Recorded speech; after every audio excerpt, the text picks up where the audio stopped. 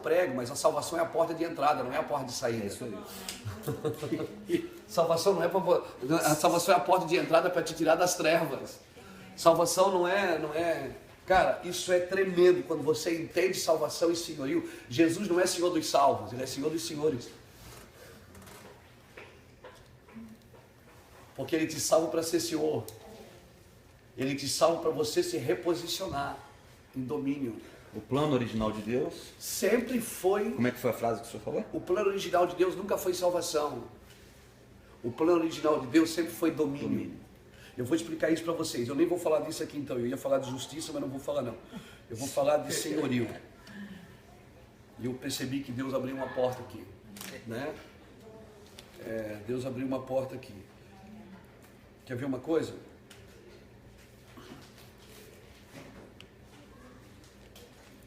Jesus veio o quê? Para resgatar o que se havia perdido. A ideia original de Deus qual era? Dominar sobre todas as coisas. Aí é o contrário, o homem pegou o domínio e domina sobre pessoas. Pessoas você não domina, você conduz. Você domina sobre coisas. Você lembra um homem que Jesus curou, que cuspiu nos olhos dele e disse: o que é que tu vês? Ele disse: eu vejo os homens como árvores. Jesus disse: não, tá bom não, vem cá. Porque se você vê pessoas como coisas, você vai tratá-las como coisas. E coisas você domina, pessoas você conduz. Então toda liderança. Agora escuta isso. Escuta isso. Cara, diante de Deus, Deus está levantando uma geração que entendeu o que é servir. O primeiro homem a dominar outro homem na terra foi um homem chamado Nimrod. Foi o cara que criou a Babilônia. Ele foi o primeiro mercador de escravos que o mundo conheceu. Nimrod foi o primeiro homem que algemou um homem e vendeu ele como escravo. Por isso que todo lugar que homens dominam sobre homens, o princípio é babilônico, não é celestial. É verdade. Porque o céu não é eu mando e você obedece, o céu é façamos nós. Até na criação o homem participou. Deus chamou Adão para participar da criação, porque Adão que colocou o nome no que Deus criou. Adão participou. Por isso que Salmo 8, verso 4 diz assim, ó, que um pouco menor do que Deus ele nos fez, de glória e honra nos coroou, nos deu domínio. Oh, Jesus.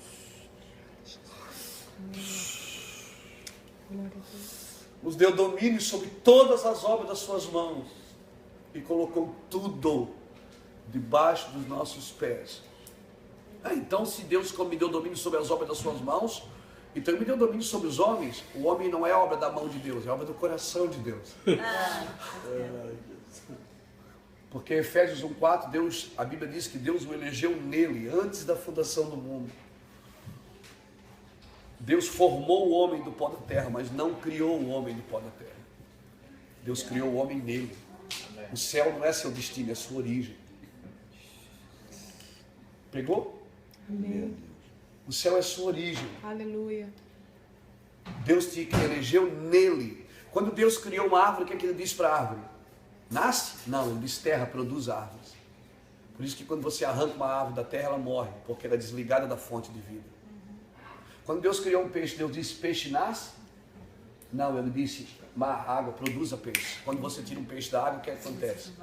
Ele morre. Agora quando Deus criou o homem, Ele não terceirizou. Ele não mandou ninguém fazer. Ele disse, façamos nós, o homem, a nossa imagem e semelhança. Por isso que todo homem que anda longe de Deus, ele morre. Espiritualmente, ele não entende o seu propósito. Nós temos que voltar ao propósito original.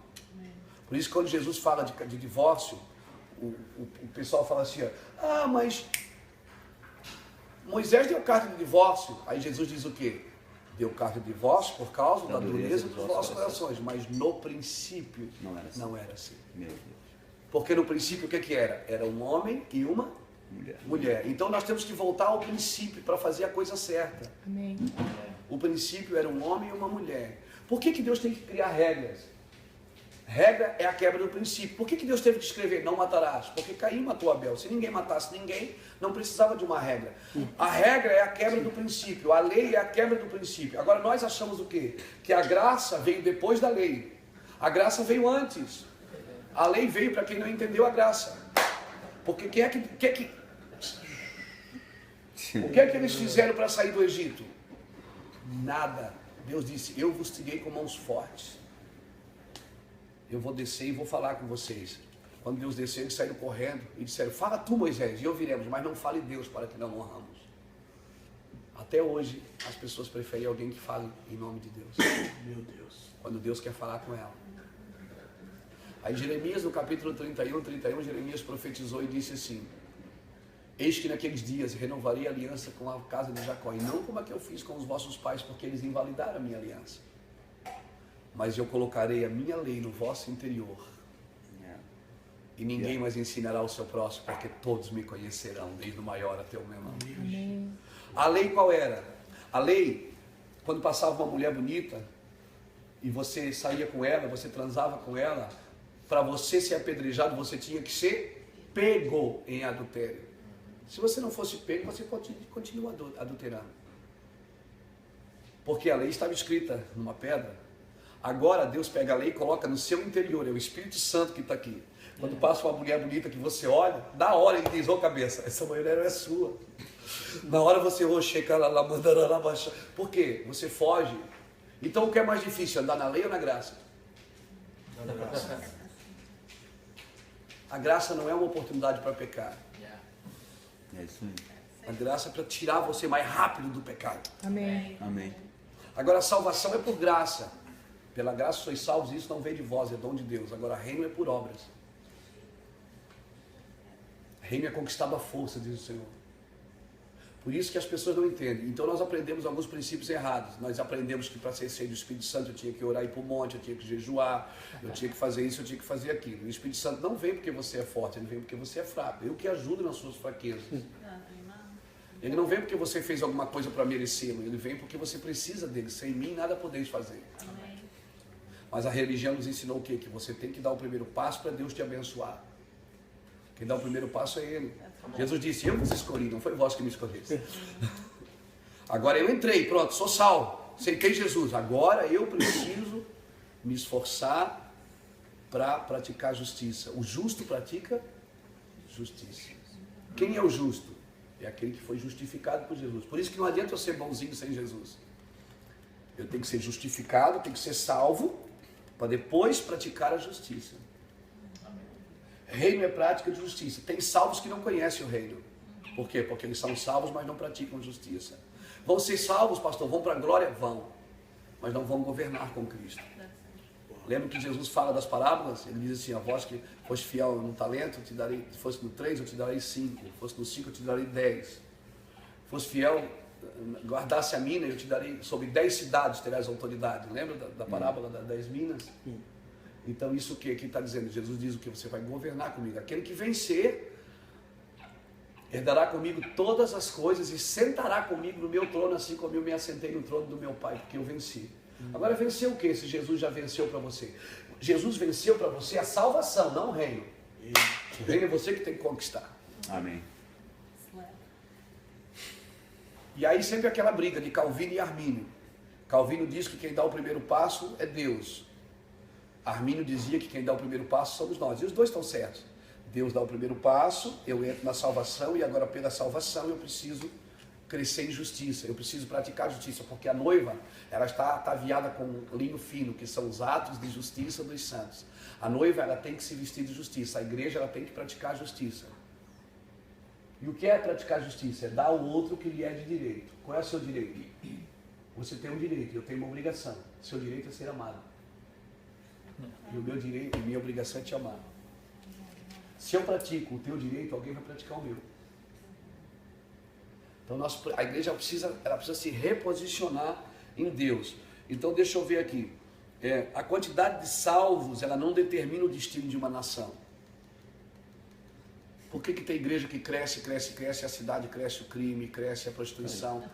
Você nunca perguntou isso para Deus? Eu perguntava isso a Deus. Por que a nossa cidade de Itajaí está crescendo? Todo dia no jornal tem morte, tem isso. Por quê? Porque nós somos salvos, mas ainda não somos senhores. Não dominamos o mundo. E aí, aí o que acontece? Aí nós queremos ser candidato a presidente, a governador, a deputado, achando que isso é o governo. Isso não é o governo, a autoridade não é essa. Quem tinha o governo do Egito, quem era? Era Faraó, mas quem é que tinha autoridade? Era José. É verdade. Faraó governava no tempo de fartura, no tempo de necessidade, só homens de revelação governam. E nós estamos vivendo um tempo de escassez espiritual. Quem é que vai governar nesse tempo? Homens de autoridade. Então nós não podemos mais ir uma igreja só para cantar e pregar. Nós temos que ir porque nós temos um propósito. Amém. Quando eu chego numa cidade, cara, a primeira coisa que eu faço é levantar um altar de Deus. Eu domino sobre esta cidade.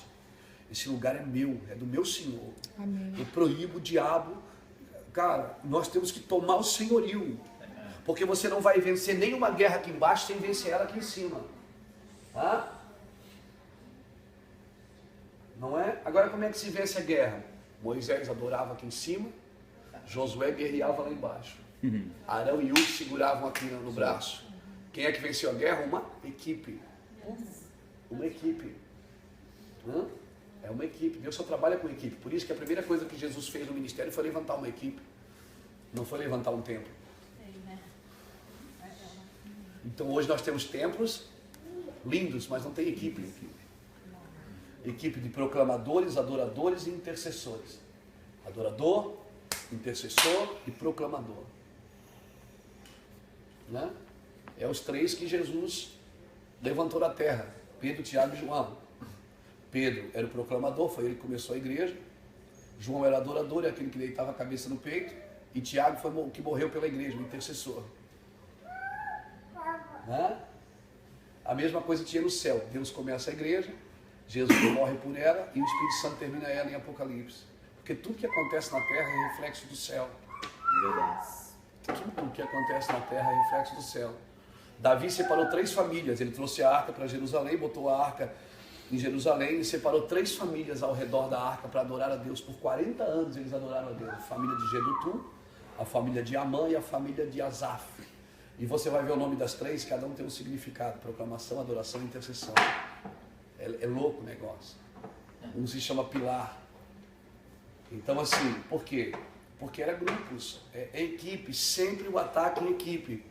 Aí o que acontece? No céu também tinha um proclamador, um adorador e um intercessor. Gabriel era o proclamador. Toda boa nova, quem é que trazia? O anjo, Gabriel. Toda guerra, quem é que fazia? Miguel. Miguel arrancava a cabeça de todo mundo. E o adorador, quem era? Lúcifer. Aí, Lúcifer cai.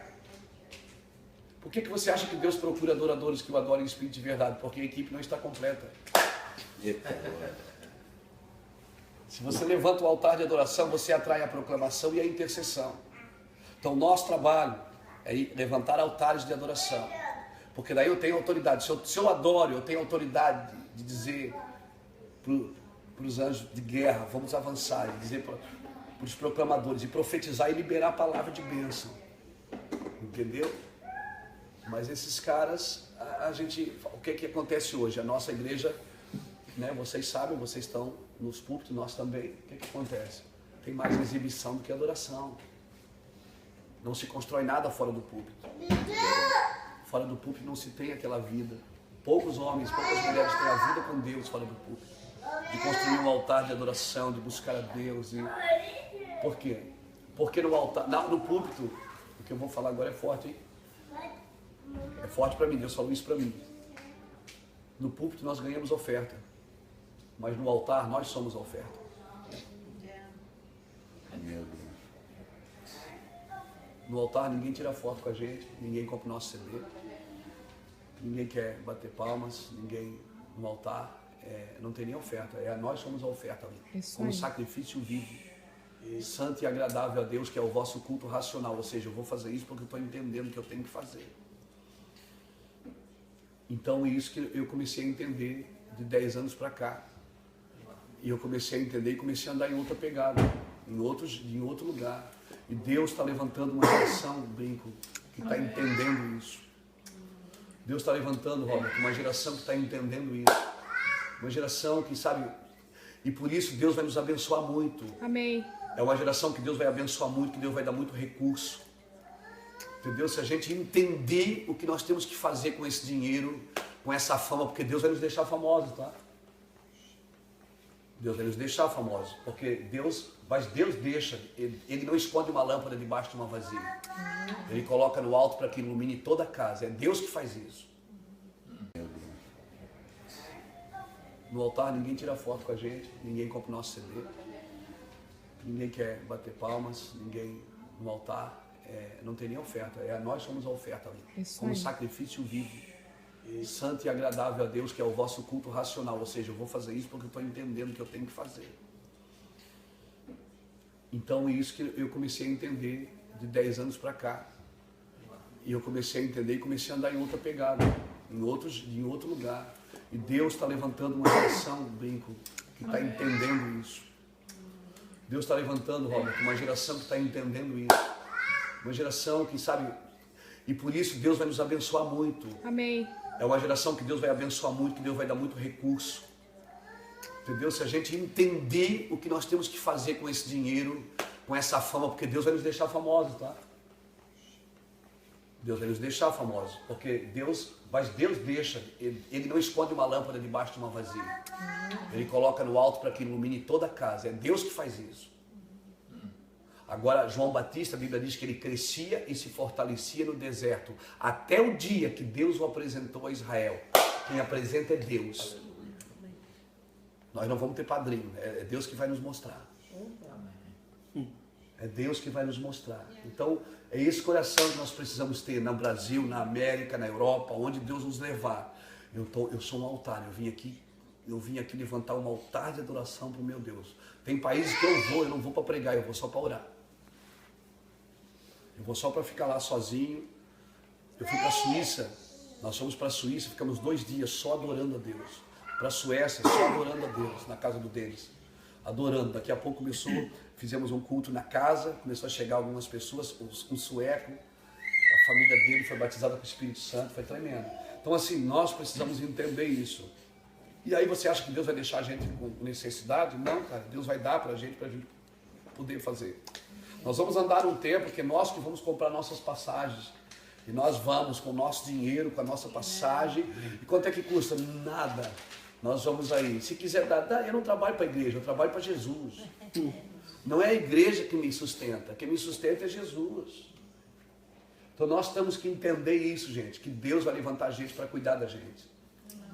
Deus vai levantar gente para cuidar da gente. Hoje, né, o Rafael conhece a minha vida, eu tenho pessoas que Deus tem levantado com avião, tem homens lá que têm aviões próprios, que viajam comigo, me levar para pregar. Eu não tenho, mas Deus deu para eles. E eles cuidam da gente. Deus dá dinheiro para as pessoas cuidar da gente. Eu ando num carro que eu ganhei, moro numa casa que eu ganhei. Então assim, mas nós precisamos ter um propósito, não um ministério. Deus não sustenta teu ministério, Deus sustenta o teu propósito. Amém. Deus não exalta homens, Ele exalta o propósito. Aleluia. Deus exalta a verdade. Todo homem que estiver exaltando a verdade vai ser exaltado por Deus. Meu Deus. Nós precisamos entender isso, que Deus, Ele unge os homens, mas Ele exalta a verdade. O trabalho de Deus é levantar a verdade. Todo homem que estiver levantando a verdade. Cara, por isso que a Bíblia é categórica, ela não esconde o pecado de ninguém. Você sabe que Abraão mentiu, que Salomão pecou, que Davi adulterou, entendeu? Porque Deus deixa claro. Eu disse assim, agora você percebe uma coisa, nenhum deles perdeu o propósito.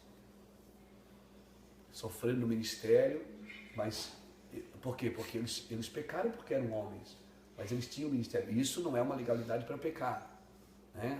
Você lembra de Sansão? Sansão, qual era o propósito de Sansão? Sansão vai nascer, ele vai crescer.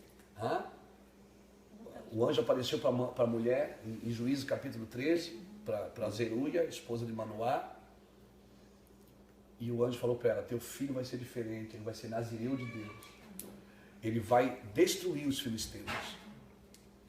Aí, quando ele aparece de novo, Manoá pergunta assim para ele, tá bom, e quando o menino nascer, como é que a gente cuida desse menino? Veja bem, se esse menino é especial, ele vai fazer algo especial, eu não posso alimentar ele com algo da terra, eu preciso saber o que é que o céu tem para ele.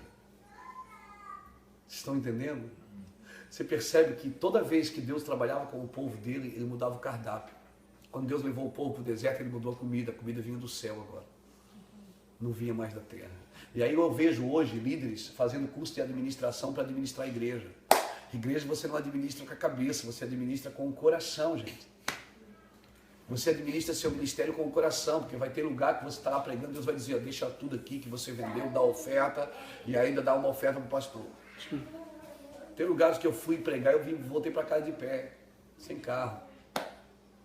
Por quê? Porque Deus dá o provedor. Deus dá pão para o que come, mas dá semente para o que semeia. Nós somos provedores, nós não somos mendigos espirituais. Amém? Não é a igreja que nos sustenta, quem nos sustenta é o Senhor. Amém. É o Senhor que nos mantém. E nós precisamos ter essa cabeça, né? Porque, irmãos, a cortina vai fechar e o show vai acabar. Glória a Deus. Mas ainda vai ter um povo desesperado por Deus ainda. E Deus está guardando algumas pessoas para esse tempo, um tempo de escassez, que Amós profetizou no capítulo 8, versículo 11. Amós disse que haveria uma fome sobre a terra, e não seria fome de pão e nem sede de água, mas de ouvir a palavra de Deus. Andariam errantes de mar em mar, procurando a palavra e não encontrariam. Então, querido, você quer ver uma coisa? Abra aí comigo Romanos capítulo 1.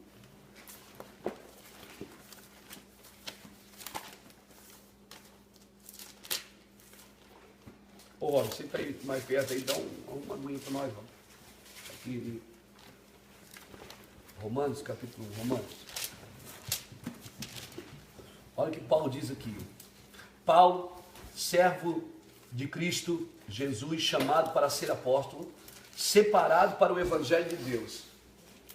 Ele está dizendo, Evangelho Chamado natural. Pode ser assim, né? Evangelho de Deus, ele está falando. Ué, Evangelho de Deus ou Evangelho não é de Jesus? Aí ele diz assim, ó, o qual antes havia prometido pelos seus profetas nas santas escrituras, acerca de seu filho, que nasceu da descendência de Davi segundo a carne, e foi declarado filho de Deus com poder segundo o Espírito de santidade pela ressurreição dos mortos, Jesus Cristo nosso Senhor, pela qual recebemos a graça e o apostolado do amor do seu nome, para a obediência da fé entre todos os gentios, entre os quais também sois também vós chamados para ser de Jesus Cristo. A todos que estáis em Roma, amados de Deus, chamados para ser santos, graça da parte de Deus, nosso Pai, Pai de Jesus Cristo. Primeiramente, dou graça ao meu Deus por meio de Jesus Cristo, no tocante a todos vós, porque a todo mundo é anunciado a vossa fé. Olha o que ele diz aqui no verso 9. Deus, a quem sirvo em meu espírito, no evangelho de seu filho. Espera aí, lá em cima ele está falando do evangelho de Deus. Aqui ele está dizendo o evangelho de seu filho. Isso aqui fala do que eu estou falando para vocês. Um salva e o outro reposiciona. A ideia, Jesus não pregou salvação. Jesus pregou arrependei-vos porque está próximo o reino. Jesus ele não falou de salvação, ele falou de reino. Agora vocês que estudaram teologia, vocês alguma vez na teologia sistemática estudaram sobre o reino de Deus? Não. Vocês estudaram sobre paternidade? Não, eu também não.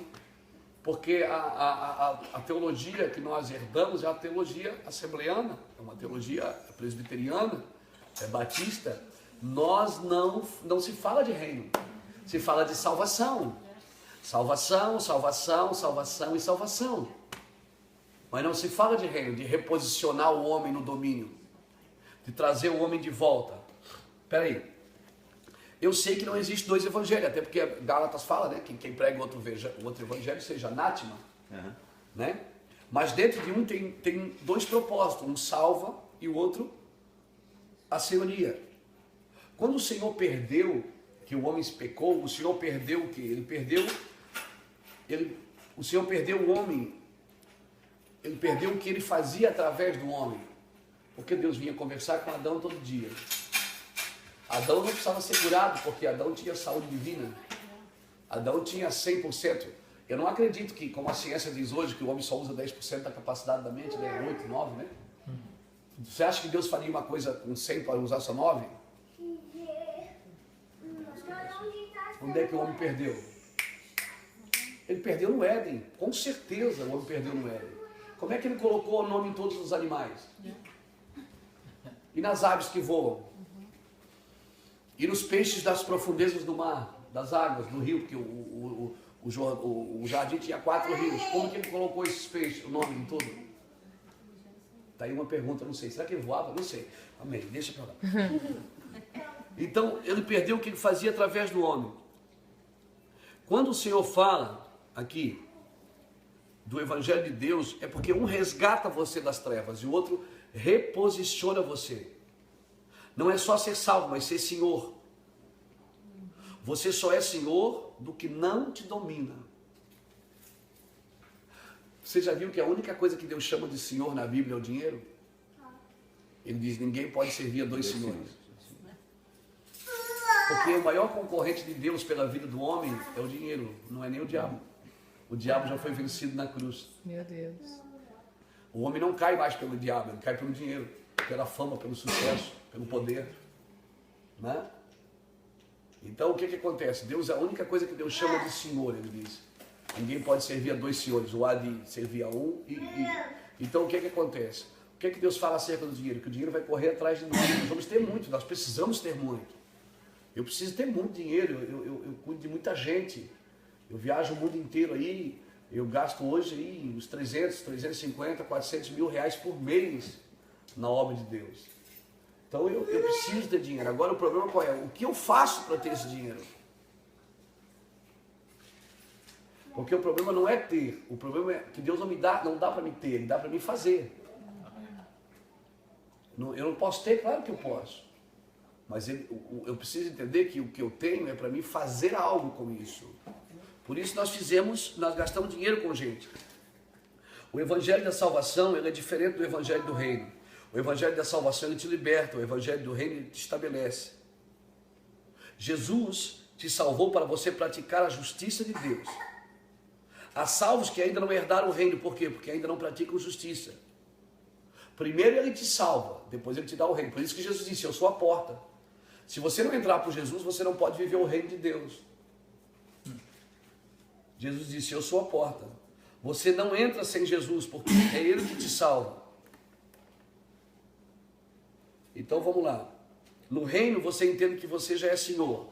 Tem gente que acha que se não tiver riqueza é maldito. E infelizmente a gente tem ouvido isso em alguns evangelhos, irmãos. É por quê? Porque ele entrou pela graça, mas ainda não entrou no reino. Por quê?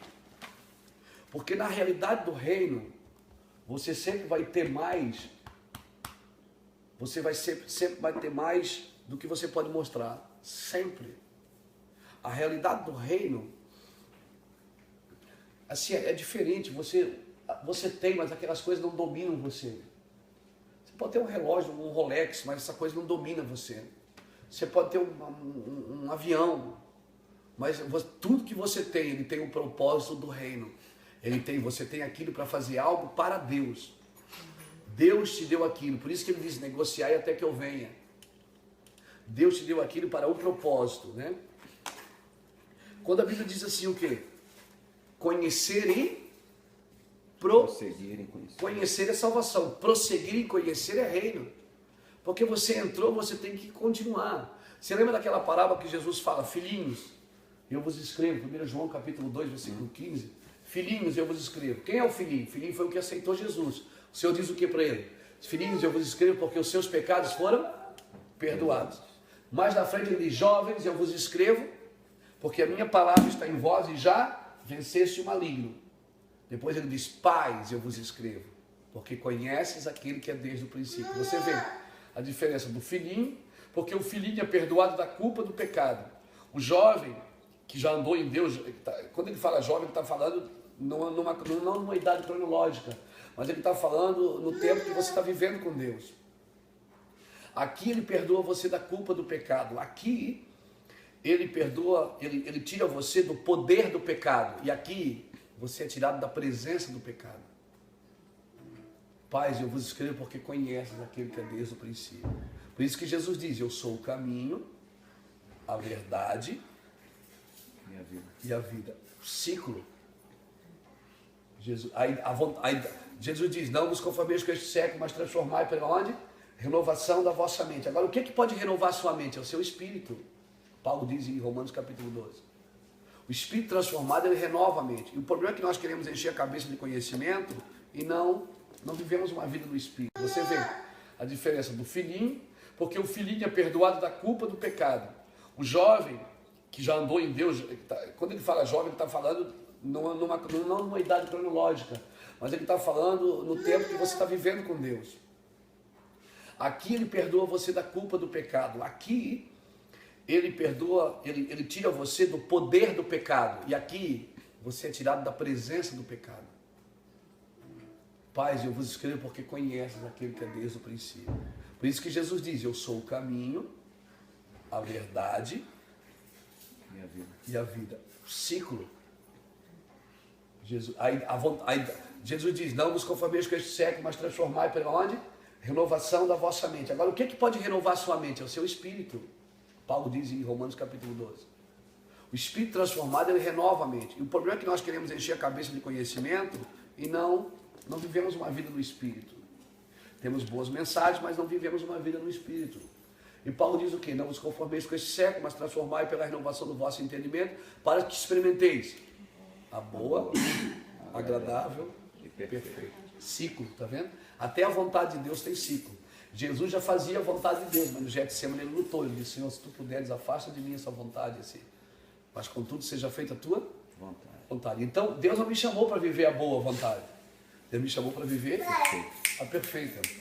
Na boa vontade de Deus, Jesus tinha 12 anos. Na perfeita, ele estava na cruz. Meu Deus. Deus não me chamou só para viver o bom e o agradável do Evangelho. Me chamou para viver o perfeito. E o perfeito qual era? O cumprimento do propósito. Não é verdade? Então, cara, para o diabo não tem problema eu fazer milagres. Não tem problema eu curar alguns enfermos. Não tem problema quando eu entendo que eu nasci para algo perfeito. E aí eu começo a posicionar e reposicionar minha vida e posicionar a vida dos outros. O diabo não tem problema com o ministério, ele tem problema com o propósito. Mas por isso que tem gente que perde o propósito e continua no ministério. Mas perdeu o propósito. Nós precisamos resgatar o que se havia perdido. Olha, quando você lê isso aqui na Bíblia, não dá vontade de perguntar, meu Deus, mas o que é isso que Deus está falando aqui? O escritor de Hebreus diz o quê? No capítulo 5, versículo 11, o escritor de Hebreus diz assim, a esse respeito temos muito que dizer, mas de difícil interpretação. Porque vos tornaste tardio em ouvir. Capítulo 5, versículo 11. Versículo 12 agora. Com efeito, devendo já ser mestres, por causa do tempo decorrido, ainda necessitais de Alguém. ainda necessitais de que se vos torne a ensinar os princípios elementares dos oráculos de Deus, e vos haveis feito tais que necessitais de leite e não de alimento sólido. Ora, todo aquele que ainda se alimenta de leite não está experimentado na palavra da justiça. Está na sua Bíblia assim? Tá, porque é criança. Porque é criança.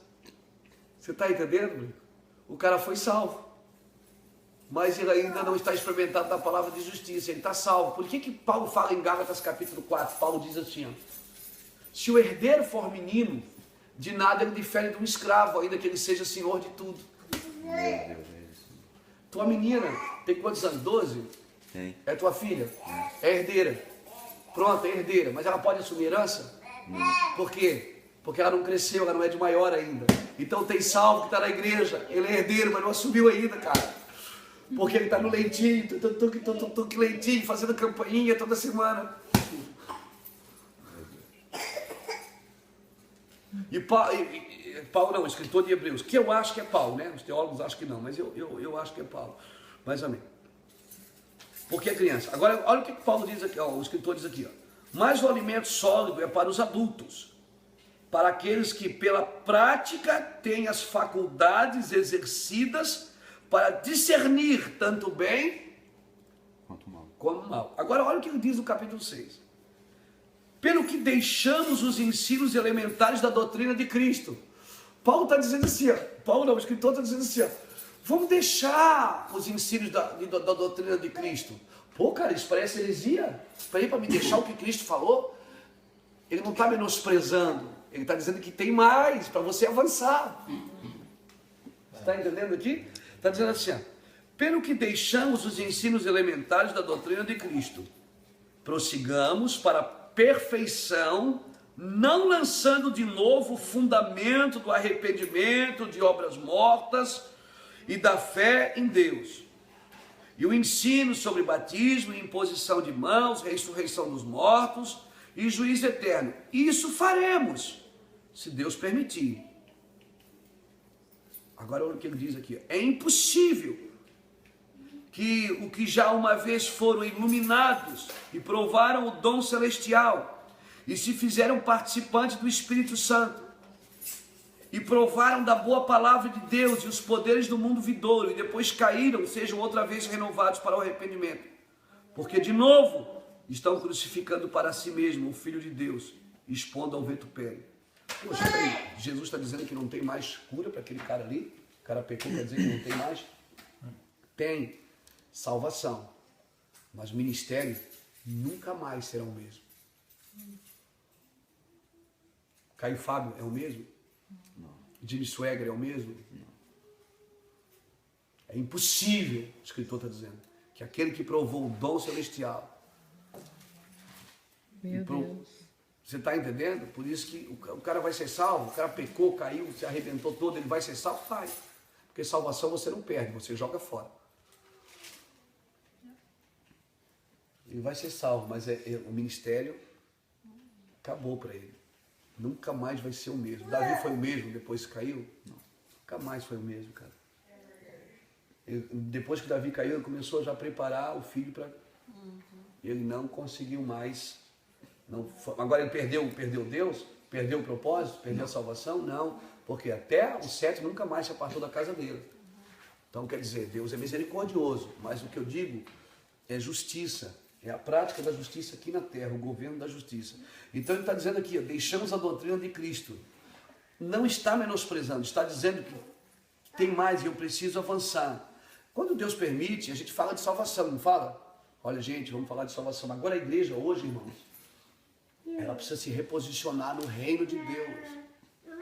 Nós temos que salvar. Eu não me lembro de 13 anos de ministério Mevan, eu não me lembro de ter pregado uma vez num domingo que ninguém tivesse aceitado Jesus. Todo domingo pessoas aceitam Jesus, porque é a prioridade.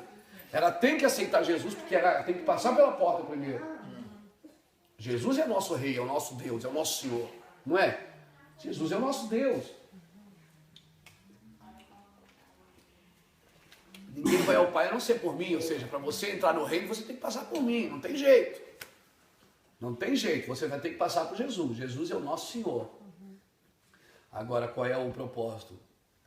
Não é menosprezar a salvação, é dizer, tem mais. Dentro da salvação, tem reino de Deus. Por isso que a gente nunca pode tirar isso do contexto. O pastor Luiz falou que salvação, Deus não quer salvar. Não, eu estou dizendo que a ideia original de Deus não era a salvação. A salvação foi o plano B. A ideia original de Deus é domine o homem sobre todas as coisas. Né? Domine ele sobre todas as coisas. Domine sobre o tempo, domine sobre tudo. Adão dominava sobre tudo. Na salvação eu recebo benefício. No senhorio, no reino eu recebo senhorio.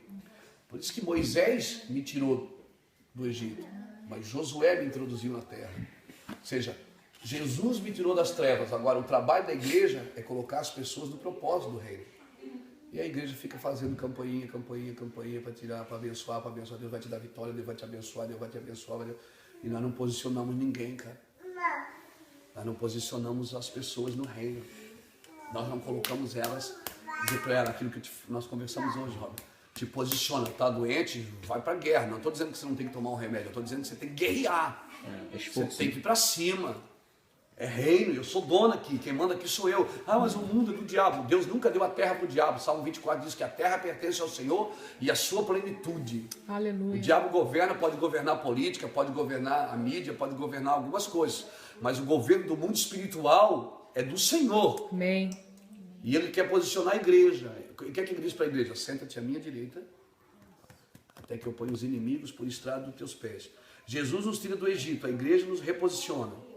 O Senhor O Senhor, às vezes mas o Senhor está irado com... Você acha que o Senhor está irado com os pecadores? Você acha que a ira de Deus é contra os pecadores? Não é não. A ira de Deus é contra a igreja. Está na Bíblia. Romanos capítulo 1 diz assim,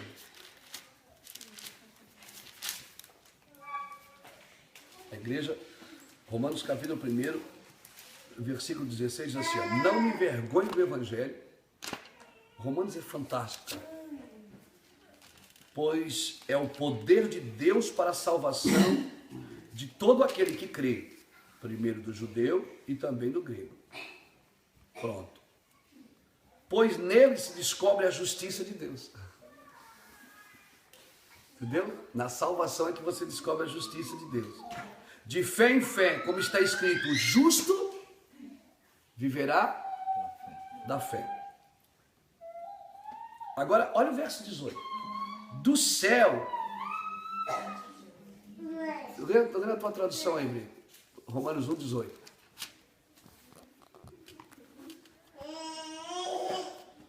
Romanos 1, 18, né?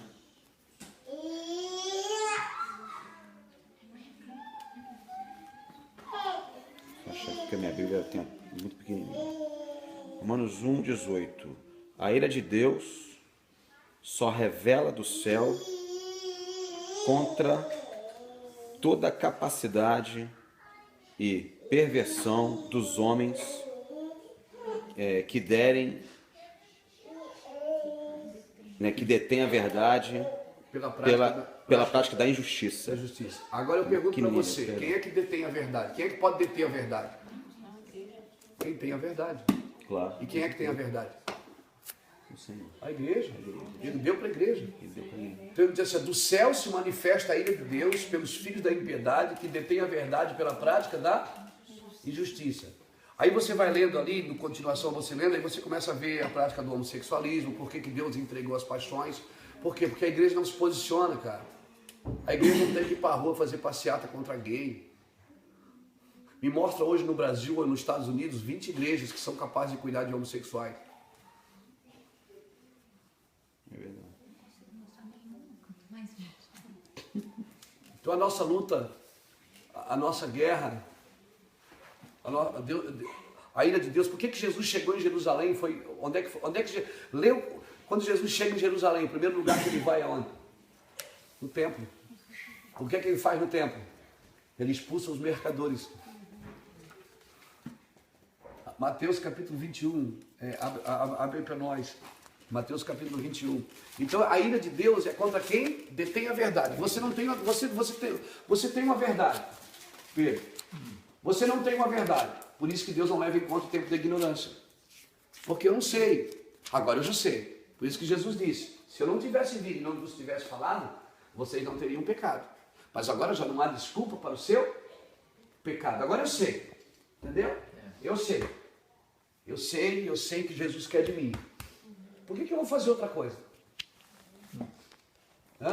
Manipulação, cara. Controle de pessoas. Domínio. E isso não é reino. Lê para nós Mateus 21. 21 primeiro, pastor? Pode ser. Quando se aproximaram de Jerusalém e chegaram a Betfagé, ao Monte das Oliveiras, enviou Jesus 2 discípulos, dizendo-lhe: Ide à aldeia que aí está diante de vós, e logo achareis presa uma jumenta, e com ela um jumentinho. Desprendei-a e trazei-nos.